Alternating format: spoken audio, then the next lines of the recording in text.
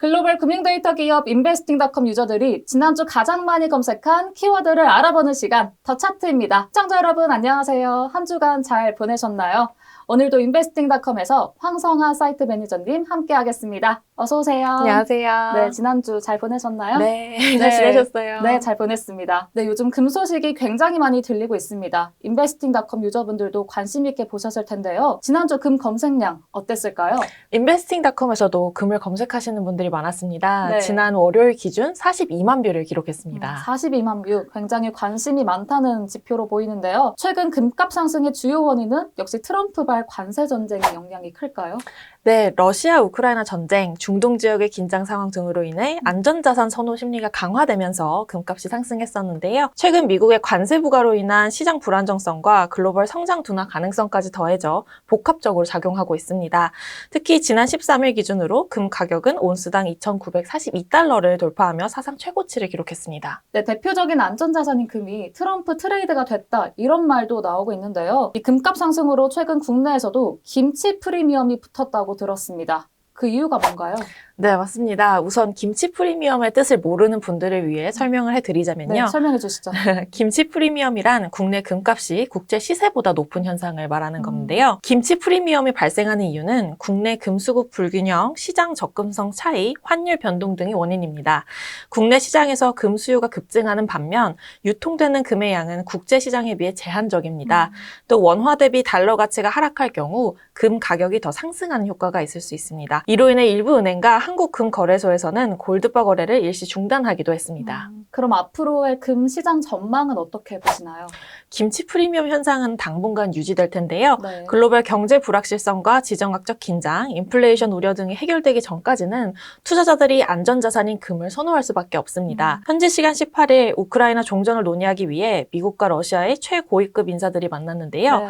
하지만 아쉽게도 별다른 합의점을 찾지 못하고 마무리가 되었습니다. 만약 종전이 될 경우에 지정학적 불확실성이 줄어들어 금값이 떨어져야 하겠지만 업계에서는 트럼프의 무역전쟁과 환율 차이 때문에 금값이 오히려 단기적으로 변동성이 더 클 수 있을 것으로 전망하고 있습니다. 네, 앞서 골드바 거래가 중단됐다고 말씀하셨는데 이 골드바에 이어서 실버바, 은도 같이 관심이 높아지고 있다고 들었습니다. 네, 맞습니다. 최근 금값이 사상 최고치를 경신하면서 골드바의 품귀 현상이 벌어졌고 그에 따라 풍선 효과로 실버바 구매 수요도 급증한 것으로 분석이 되는데요. 네. 하지만 앞서 한국조폐공사는 지난 12일 폭증한 수요로 인해 골드바 공급을 중단한 데 이어 금 거래소도 실버바를 공급하기 어렵다고 은행들에 통보한 바 있습니다. 네.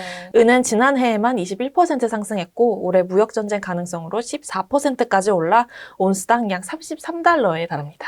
저도 은에 투자를 하고 싶은데 혹시 은에 투자를 할 때 주의할 부분이 있을까요? 은을 투자할 수 있는 방법이 다양한데요. 네. 많이 알려진 은 ETF나 실버뱅킹이 아닌 은 선물 거래의 경우 특히나 조심하셔야 될 부분이 있습니다. 뭘 조심해야 될까요? 레버리지를 활용한 해외 은 선물 거래는 레버리지가 수십 배에 달할 정도로 변동성이 크고요. 네. 추가 증거금 부담이 발생할 수 있어 일반 투자자들에게는 적합하지 않는 고위험 투자 방식입니다. 은은 특히 변동성이 심하니 투자할 때 주의 깊게 살펴보는 것이 중요합니다. 역시 변동성을 주의해야겠습니다. 금과 은 이외에도 주목할 만한 검색어가 또 있었을까요? 네, 있었습니다. 바로 미국 음성인식 전문 AI 기업인 사운드하운드 AI입니다. 사운드하운드 AI. 엔비디아가 한때 투자했던 기업 아닌가요? 맞습니다. 네. 기억하시네요. 알고 있죠.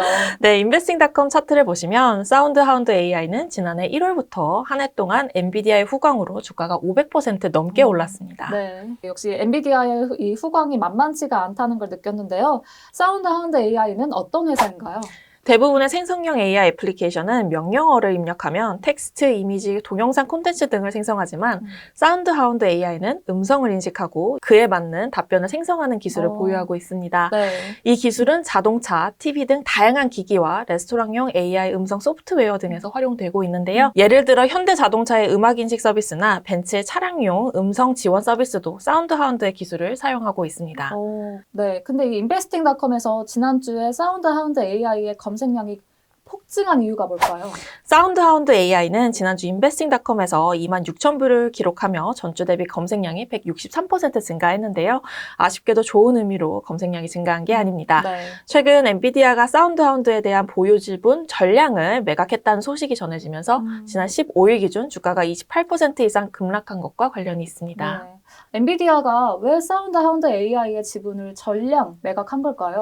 정확한 이유가 공개되진 않았지만 네. 엔비디아는 사운드하운드의 주가가 충분히 올랐다고 보고 차익을 실현한 것으로 업계에서는 해석하고 있습니다. 네. 이 엔비디아의 투자 포트폴리오를 참고해서 투자를 따라하시는 분들이 종종 계시던데요.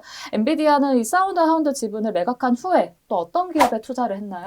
엔비디아가 중국 자율주행 업체 위라이드와 러시아 검색 대기업 얀덱스에서 분사한 AI 인프라 기업인 네비우스에 투자한 것으로 알려졌는데요. 네.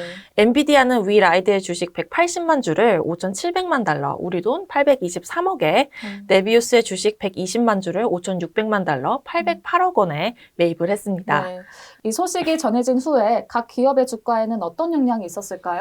두 기업의 주가가 모두 상승했는데요. 8일 뉴욕 증시에서 위라이드의 주가는 83% 폭등을 했고 네비우스는 7% 급등을 했습니다. 네. 오늘도 함께 해주신 황 매니저님 고맙습니다. 감사합니다. 네, 시청자 여러분, 오늘도 시청해주셔서 감사합니다. 다음 주에도 저희는 더 새로운 키워드와 인사이트로 돌아올게요. 그럼 만관부 만사부 고맙습니다. 다음 주에 만나요.